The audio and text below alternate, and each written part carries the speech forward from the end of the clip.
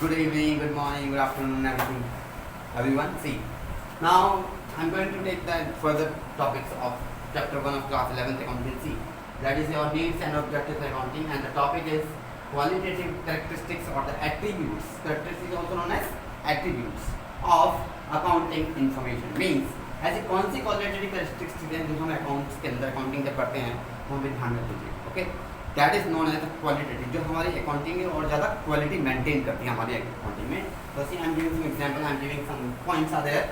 C first one is reliability. चलिए, जैसा कि नाम से पता लग रहा है रिलायबल होना चाहिए, मीन्स विश्वास वाला होना चाहिए. कोई भी जो उसको देखे तो उसको विश्वास हो जाए कि जो भी अकाउंटिंग कर रखी है फुल प्रूफ है, फुल प्लान है. ठीक है, अब उसके लिए क्या है, वो एग्जाम्पल्स होने चाहिए. कुछ ऐसी चीज़ें होती हैं जो हमारी अकाउंटिंग को रिलायबल बनाती है चीज़ों.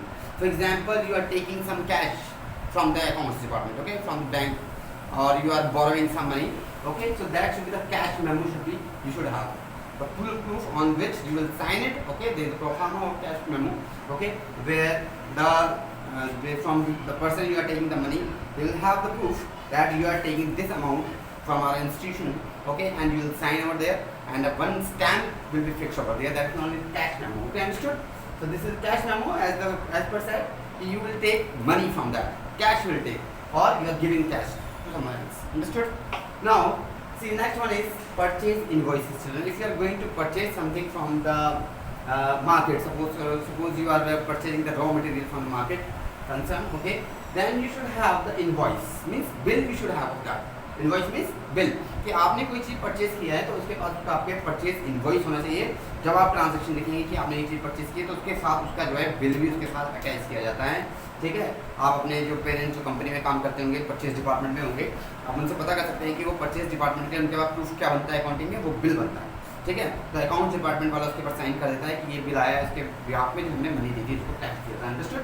तो ये सब हो जाता है purchase invoice. Sales invoice, if you are selling something, okay, and you should have the bill of that amount you are selling that particular thing, and along with that you are taking money, or you are that person will give you money afterwards. That is known as sales invoice. Understood? So these further things, more things are there.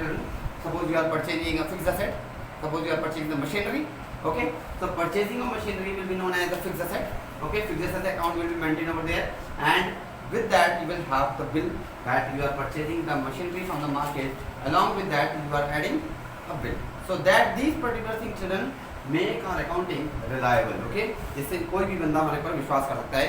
जो हमारे accounts जो check किए जाते हैं last में जाकर के उन बिल्स के बिहाफ पे चेक किया जाता है कि जो बिल्स के साथ बेस्ड है, हाँ, ये कोई भी धोखाधड़ी बात नहीं है, विंडो ड्रेसिंग नहीं हो रही है, इसमें बिल्कुल सही प्रूफ किया गया है क्योंकि इसके साथ एक बिल अटैच किया है. I hope you understood this. See, understanding? Look at this now. Children, next one is relevance. Children, relevance means कोई भी उठपटांग तरीके से ना करना. ठीक है, जैसे कि भी अभी हम बात कर रहे थे कि सिर्फ बिल होने चाहिए आपके पास, तो हमारी चीज़ें कुछ ऐसी चीज़ें हैं जो हमारी चीज़ों को जो रेलेवेंट इन्फॉर्मेशन प्रोवाइड करती हैं हमारी अकाउंटिंग को. क्लियर? तो वो कुछ भी हमें इररिलेवेंट चीज़ उसके अंदर ऐड नहीं करनी है. अब क्या इररिलेवेंट है, क्या रेलेवेंट है, देखिए मैं आपको बताता हूँ. फॉर एग्जाम्पल, हम जब बैलेंस शीट मेंटेन करते हैं चिल्ड्रन, तो उस बैलेंस शीट में हम लायबिलिटीज और एसेट्स लिखते हैं यहाँ पर. ओके, तो यहाँ पर जो है जिन लोगों से हमें पैसा लेना होता है वो हमारी एसेट्स में जाने आते हैं. डेटर्स कहते हैं. क्या कहते हैं? Debtors, not debtors. These are debtors. Understood?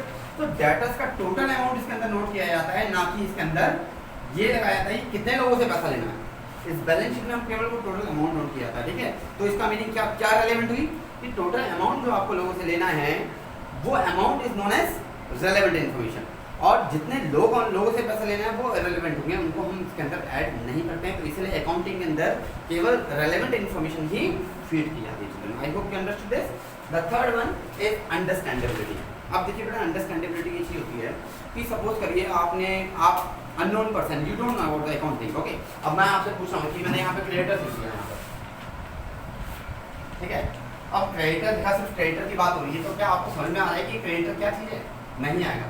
तो ऐसा कोई पर्सन जो हमारी अकाउंटिंग को देखे उसको भी समझ में आ जाए कि टर्मिनोलॉजी जो लिखी हुई है क्रेडिटर का मीनिंग क्या है यहाँ पर, तो उसके नीचे हम क्या करते हैं, कुछ नोट्स डालते हैं इसके अंदर कि क्रेडिटर मीन्स, जो हमने लायबिलिटी में लिखा है, liability means those will pay amount are known as creditors. तो क्रेडिटर मीन्स जिन्होंने हमसे पैसा लेना है, हमें चुकानी है, that you have to pay. Are known as liability. Understood? So अब हमें जो है अंडरस्टैंडेबिलिटी मीन्स ऐसे पर्सन जिसको टर्मिनोलॉजी अकाउंटिंग की कुछ नहीं है पता है उसके बारे में, अगर वो भी हमारे अकाउंट्स को देखे तो वो भी एक बार में समझ जाए कि आखिर हमारे को क्या चीज़ के अंदर हमने ट्रांजेक्शन जो हमने नोट करी है वो पूरी की पूरी अंडरस्टैंडेबल है by any person, by any source. Understood? तो उसमें कोई ज़्यादा टफ लैंग्वेज हमें इसके अंदर नहीं जाननी है, हमें ऐसी लैंग्वेज को इसके अंदर फीड करना होगा जो हमारी अकाउंटिंग को ईजी टू अंडरस्टैंड, ठीक है, सबके लिए जो है आराम से समझने वाली हो जाए। See, the next one is comparability, children. See, comparability means suppose you are maintaining the balance sheet of the 2016, okay, for the year ended. As you know that balance sheet will be prepared in the end of, okay, end of the financial year, that is on 31st March 2016. Suppose one balance sheet is maintained, okay. If you want to compare, you should have the balance sheet of the previous year, clear, by which you can compare, clear.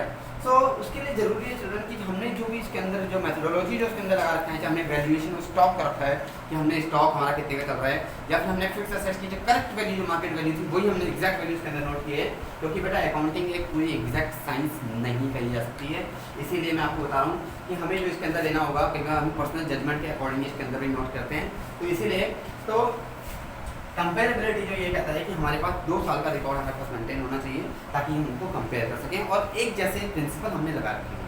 अब एक जैसे principal का मतलब देखिए मैं आपको बता रहा हूँ, एक वर्ड आता है फिर जैसे हमने परचेज की है, ठीक है, मशीनरी, ठीक है। अब मशीनरी या फिर आपने मोबाइल फोन परचेज किया है एक शॉप से जाकर के, ओके, तो mobile phone is known as fixed asset, clear, क्योंकि मशीनरी का एक पार्ट है। अब हमने क्या करना है उसके ऊपर बेटा जी कुछ मशीनरी अगर आप दुकान पे लेकर के जाएंगे उसको, ठीक है, तुरंत आपने परचेज किया वापस लेके जाएंगे तो वो कहेगा कि भाई मैं इतने आप तुम्हें से वापस कर सकता हूँ, वो पूरा अमाउंट आपको वापस नहीं करेगा। अगर जानने वाला होगा तो अब पॉसिबिलिटीज होती है, अदरवाइज वो आपको पैसा वापस नहीं करेगा पूरा का पूरा। वो कहेगा कि सर ऐसा है कि अगर आपने 10,000 का फ़ोन लिया है तो मैं आपको 9,000 पे कर दूँगा, ओके। अब 9,000 अगर मैं पे करूँगा तो वो 9,000 किसके लिए कर रहा है? 9,000 इसके लिए कर रहा है कि 1,000 जो है उसने इस पर क्या लगा दिया? डेप्रिसिएशन लगा दिया। डेप्रिसिएशन मीन्स जो हमारी फिक्स एसेट्स की वैल्यू को क्या कर देता है? कम कर देता है। अंडरस्टूड? जो हमारी फिक्स वैल्यू को फिक्स एसेट्स की वैल्यू को क्या कर देता है? डिमिनिश कर देता है, क्लियर, जो कम कर देता है, that's called depreciation.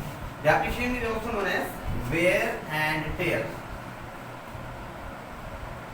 Of fix asset, माने जो हमने फिक्स एसेट परचेज की है उसकी घिसावट हो गई है। वो कहेगा कि भैया तेरा मोबाइल का घिस गया, जैसे आप मोबाइल लेके आए उसने कहा कि भाई 1,000 का दूंगा, मैं 9,000 दूंगा, तो वो पूछेगा क्या घिस गया फोन आपका इतनी देर में? आप पूछोगे ना उनसे क्या घिस गया? वो हाँ घिस गया फोन, एक्चुअल में वो घिसावट ही नोन एज डेप्रिसिएशन। तो डेप्रिसिएशन कुछ मेथड होते हैं, ठीक है, those you will understand in the further upcoming chapters. First one is state and method, okay. ये जो है हमारी एस्टिमेटेड वैल्यू पे डिपेंड करता है कि हमने जो है एस्टिमेटेड लाइफ कितने साल तक वो चलेगी उसके अंदर, ये उसके ऊपर डिपेंड करता है, state and method. Second one होता है हमारा जी बेटा जी diminishing balance method, diminishing balance method. अब इसके लिए जरूरी है अगर आप बैलेंस शीट मेंटेन कर रहे हैं, यहाँ पे आपने फिक्स एसेट कुछ मशीनरी लिखी है, इस मशीनरी में से आपने माइनस करके डेप लिखा है, तो ये जरूरी है कि डेप्रिसिएशन के लिए जो आपने प्रीवियस ईयर में जो बैलेंस शीट में जो आपने मेथड लगा रखा है उसी मेथड को आपको यहाँ पर भी अडॉप्ट करना होगा, वही मेथड आपको यहाँ पर लेकर चलना होगा। अंडरस्टूड? तो that's why only then you can compare children, so this is known as comparability. Understood?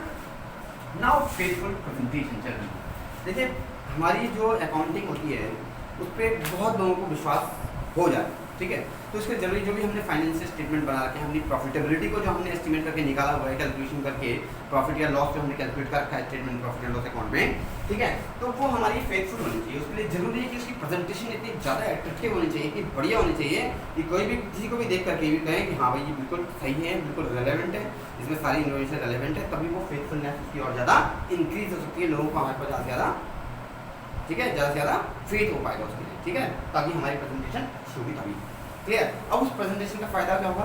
उस प्रेजेंटेशन का ये फायदा होगा कि इन्वेस्टर्स जो हमारे हैं, जो इन्वेस्टर जिन्होंने हमारी कंपनी में इन्वेस्ट कर रखा है ना, ठीक है, तो वो क्या करेंगे, हमारे जो इन्वेस्टर्स हैं, जैसे कि हमने प्रीवियस ईयर में कहा था कि भाई हमारा अगर प्रॉफिट होता है, ठीक है, तो हम अपने डिविडेंड होल्डर, जो हमारे शेयर होल्डर हैं, उनको हम डिविडेंड प्रोवाइड करें। डिविडेंड क्या होता है बेटा?